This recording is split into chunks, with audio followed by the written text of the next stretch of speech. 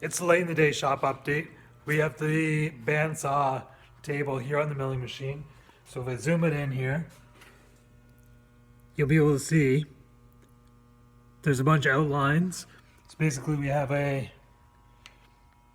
1/4 inch drill in the chuck that we are able to put these soapstone outlines around. And we use the 13 hole pattern because there's a rib here at the front of the bandsaw table that is going to prevent us from putting a plate all the way to the front, and we need a plate underneath to create a little lip or ridge for our, I don't know what we call our zero clearance plate that goes up to the blade. So basically we're going to use every other hole of this pattern, or well, we're going to use hole 1, 3, 5, 10, and 12 of the 13 hole layout. So we're going to see how that works. The other thing that was funny that we had to do was take off the weigh cover on the back of the machine there. You can see it's down in the right here. That usually bolts up here. So we need another 30 thousandths of an inch to move the table back, because I didn't do a whole lot of measuring before I started this thing. And if I did it again, we could have just set this table up against the ways of the machine, put some kind of shim in there or something so we're not just ramming it into the ways, obviously.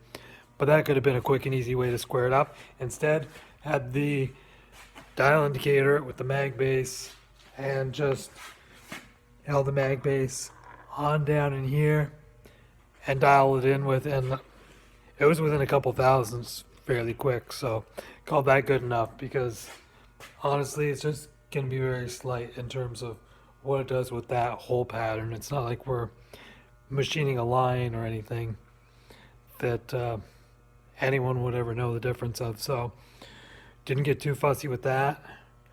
And basically you can see the forklift's back in the shop, so that's how we lifted the table off of the bandsaw. So we had the bandsaw over here with the pallet jack, lift the table off, back the forklift up, move the bandsaw over, then onto the milling machine. So that took a few minutes of maneuvering, and yeah, just picking away at little things. Still haven't come up with a daily schedule as far as, I guess there's two things with the schedule. Because there's service calls, there's a lot of unknowns that come up during the day. So the schedule is just a guideline. It's not a given. But it would be nice to have more concrete starting times and what things get done at certain points in the day. I love the phone, setting alarms on the phone for a lot of different things. Remembering to breathe throughout the day. That's a funny one.